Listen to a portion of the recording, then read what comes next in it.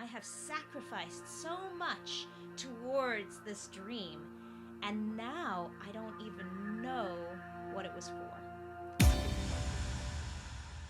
Hello and welcome. I'm Dr. Taryn McCarthy, and this is the Business of Happiness. I'm so grateful to have you join me here today. I hope you enjoyed the trailer episode, letting you know a little bit about what the Business of Happiness podcast is. Today, we're going to dive in a little bit deeper, and I'll share with you some of the messages that I really hope to get across with this podcast, and a little bit about my background as well. Next week, we're going to dive right into one of the very best and strongest lessons that I have learned on this journey that really has impacted not only the success of my business, but also my happiness and fulfillment as a result of it. And that is the law of attraction. What you focus on expands. But today, I am so eager to get diving right into the meat and let you know the purpose of this podcast and why you should even pay any attention to this. Because if you're like me, I am very busy. Successful business leaders, successful entrepreneurs have very little time in their day, and that is the point. Taking time for yourself and to focus on yourself is so, so critical. What means so much to me and what I am so passionate about is getting the message out that happiness and success is possible. Fulfillment, personal, inner fulfillment, as a result of what you do every day, of your career, of your work, of the success you are so likely to achieve in your business, is possible to have all of that and feel happiness. I want to let everyone know that there are so many great tools and tips to share so that you can find that there is ability to find purpose and true inner connection, even with all the satisfaction of success. I think where this comes for me is recognizing in business, working and working and working and working, that often we feel very unfulfilled. I've been there myself. I know what it's like to be on that treadmill and that trajectory of fighting to make it work, seeing this great success, because that's one thing successful business leaders already know. We know how to put in the work. We know the dedication and the sacrifice it takes to be great. The challenge is how to be great and happy. How to be great at what you do and feel great at the same time. How not to sacrifice yourself in the process. One line that I love to use is, when you feel good, you can do good. And I believe that right in my core because I've seen it in my own life. I've seen when I've been in that place of despair that I really was an ineffective leader.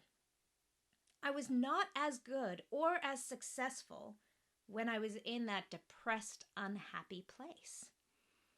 But when I'm able to be in a place of complete fulfillment and satisfaction and gratitude and feel really good about myself, it's incredible what happens around you. It's incredible to see that not only can your business do even better, but suddenly everything around you does better as well.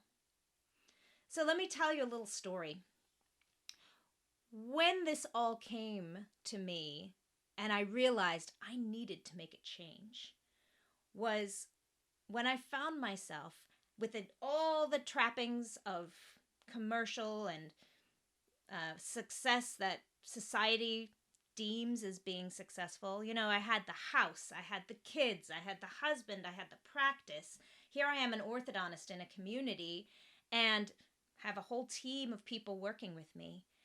And I was completely depressed. In fact, it wasn't the depression that I recognized. Looking back on it now and reflecting on it, I can see that I was depressed. But what it felt like at the time was terror. It felt like fear. It felt like any minute that house of cards was going to tumble down. And I know that that is a feeling that many of you can relate to.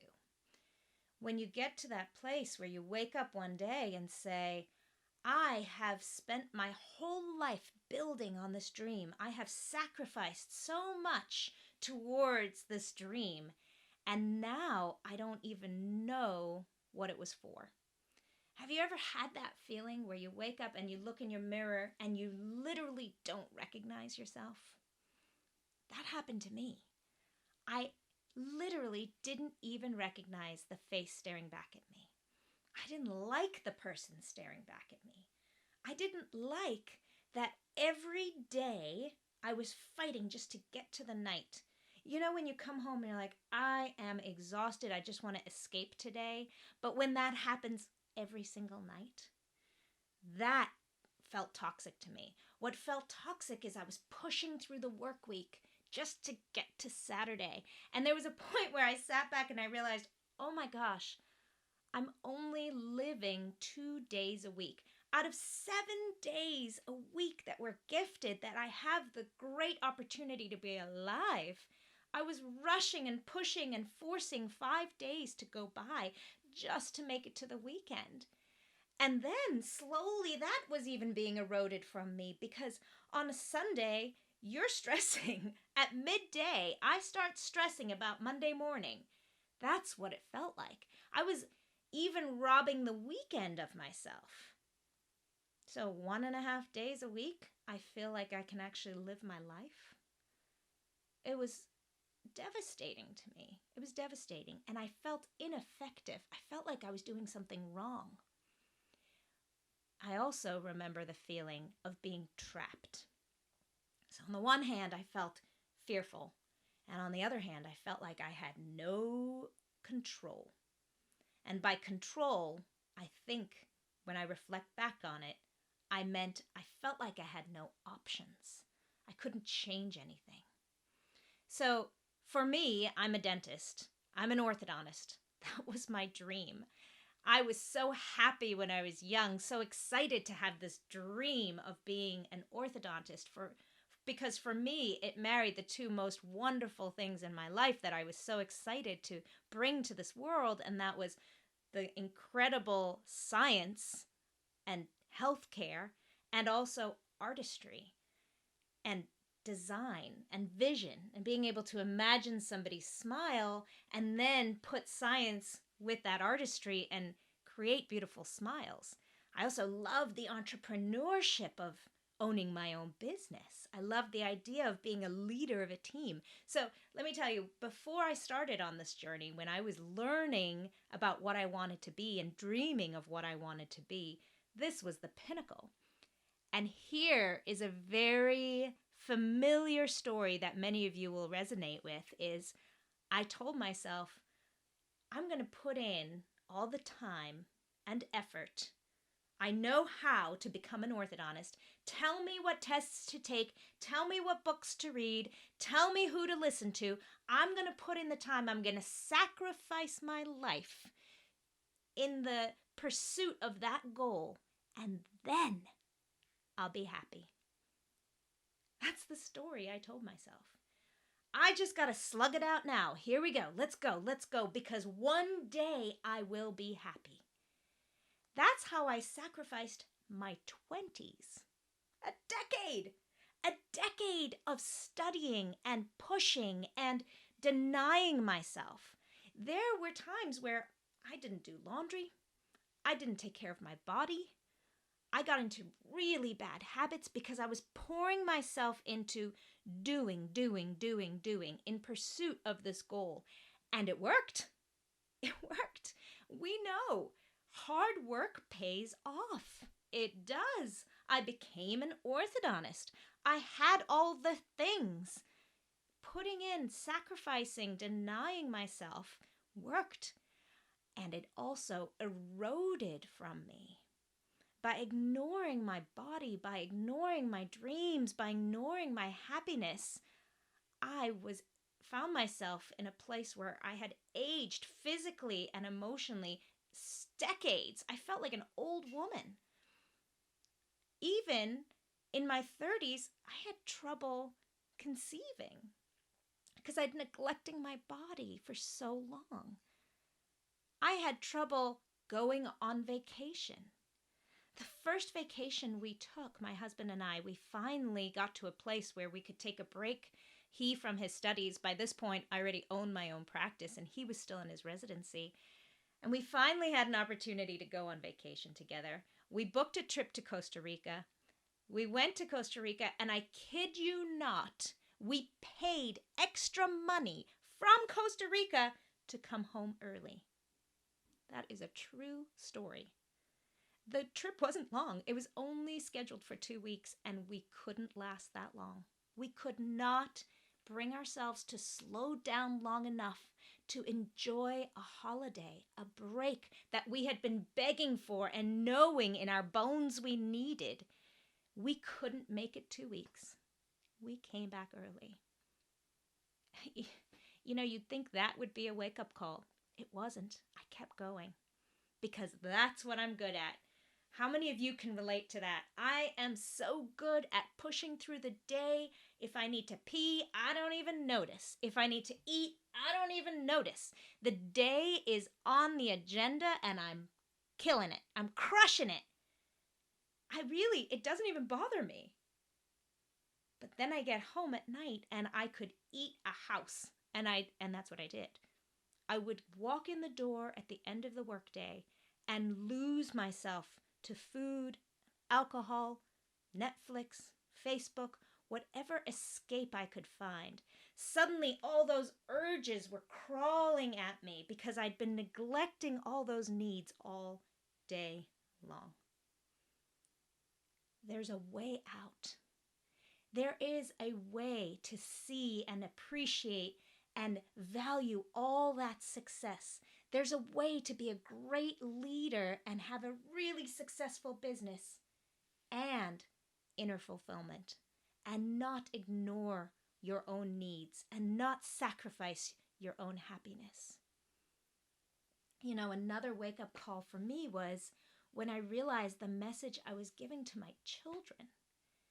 What they were seeing was me disappearing before they left for work in the morning, before they left for school in the morning.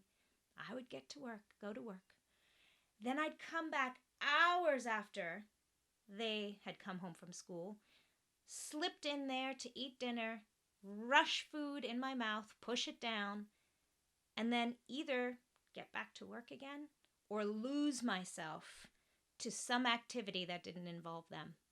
And the language I was hearing them hear me say was, I have to drown out this day. I got to forget this day. This was a rough day. I got to get over it. I got to get through it. How can I forget this day? I need this big glass of wine just to forget about the day. I was teaching them that this is what success looks like. Success looks like punishing yourself all day long and then coming home and forgetting about it. And I was teaching them that they were not the way that I was going to find happiness and relief and in the evening when I got home from work. They couldn't do it for me. I couldn't even be more to them. I'm an orthodontist. I work with teenagers all day long. I am on display all day long. I have a pediatric dentist friend of mine who says the same thing. We put on a show for every kid. And by the end of the day, I used to feel drained. I couldn't put it on for another kid. I couldn't be there. I couldn't be present for my own children because I had drained myself during the day. And that's what I was teaching my children. And that was the wake-up call. I think we all know as parents that the one thing we wish more than anything for our children is happiness. If anyone ever asks you as a parent, what do you want for your child? Of course, that's the first answer. That's the first thing everybody says. I don't care what they do. I don't care who she is. I don't care what her dreams are. I just want her to be happy, right? That was true for me. That's all I want for my children. But I didn't ask the same for myself. That was the critical part. My children learn from me because I model for them what they should and shouldn't do. It's so hypocritical for me to say to my kids, don't go to bed with an iPad when I go to bed with an iPad. Here I was telling them, all I want is for you to be happy, and I was not. The other thing that happens when you are so fearful and depressed in your own heart, it starts to seep into your business. There gets a point where hard work and dedication and sacrifice just doesn't cut it anymore. You get to a certain level of success, and then, man, is there a weight on your shoulders. And what the magic is needing to let go. These are the things I want to talk about in this podcast. There are many, many, many successful business leaders who have figured out how to find happiness. And this is what means so much to me.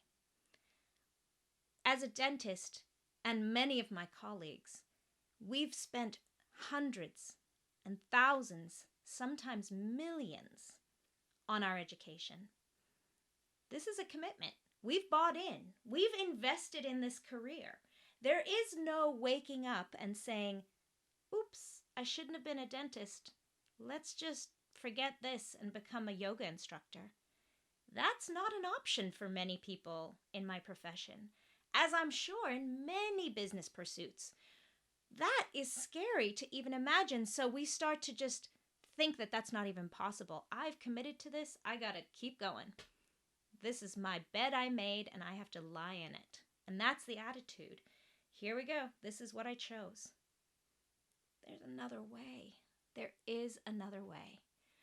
There's so much wealth and expertise that you have accumulated in all your hard work, in all the years of studying, in all the efforts of building your empire, of building your business, of building your team.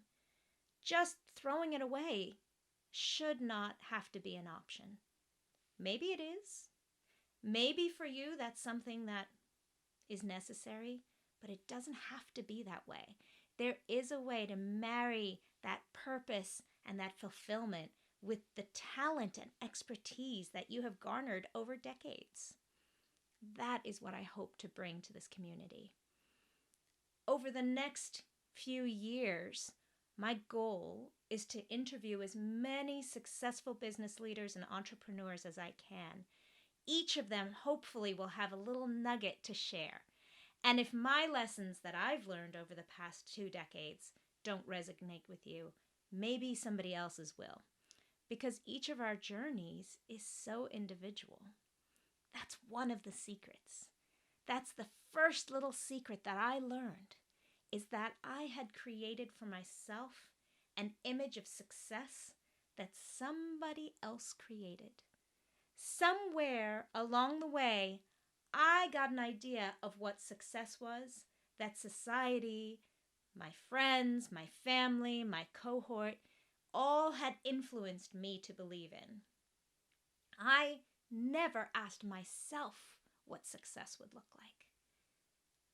That redefinition of success for ourselves is so critical, so important. And being able to address the whole scary issue of judgment, self-judgment. When I choose and start thinking about what I really want for my own happiness, how to let that judgment go so that I can allow myself to feel happy. I think we know this in our hearts. We know it when we feel like frauds. We know that when we hear that buzzword, imposter syndrome, that many very successful people have, especially women. I hear that from so many of my friends and clients, is that they feel like an imposter. What that is, that's that inner voice telling you, that you're living something that's not authentic to your true self. That's that whisper that there's some incongruity between your values and your actions. That's the first whisper, and starting to get in touch with your own inner voice is so important. You know, I really just want to take a minute here to say how impressed I am that you've stayed with me this long. If you've gone this long through this video or through this podcast, you really have challenged yourself to think a little bit differently. This is a new mindset. This is something they didn't teach us in dental school. They don't teach in business school. They don't teach in high school or college. They don't teach us how to find self and inner fulfillment. And it's so funny to me because, especially in business, it's such a critical skill, because acknowledging and honoring inner fulfillment, once you do that as a business leader, your business success skyrockets. Measurable success. Your family's happiness just improves. It starts to seep off on the world around you. It's incredible that this is one thing we've never learned. It's time for us to start sharing these skills. So thank you for being brave enough to listen, brave enough to think a little bit differently, brave enough to think outside of the traditional ways, the traditional teachings of success and business. Thank you again. I'm very excited to start this journey. As I mentioned, I am eager to share with you some of those nuggets that I've learned over the last 2 decades and the tools that I use for inner fulfillment. I'm so excited to get to know this beautiful community more. I'm so excited to get to learn about your stories and to have you share them with me and to share them with the rest of us so that we can all be supporting each other in this journey. And thank you. Thank you for all that you do. If you're listening and you have resonated with this topic, if the business of happiness has spoken to you, it means this is of value to you. And I know that each and every one of you are leaders in your own right. You don't have to own a business to be a leader. Each of us is a leader of our own dreams. The question is, do we ever pick up that gauntlet and carry it? Or do we just stuff our dreams down to the side and say, I'm not worthy of that dream? At what point did we decide we are not worthy of a dream of happiness? The one thing we all wish most for our loved ones. At what point did we decide that we weren't deserving of that dream as well? It's time to change. It's time to look at success in a different way. It's time we think of success differently and value and honor our feelings, value and honor the inner voice, value and honor our happiness. Thank you again. I'm so grateful to you for joining me. I'm excited to see you again next week. The law of attraction has been a powerful influence in my business and in my happiness. So let's get started next week. Have a wonderful week, and thank you for being here.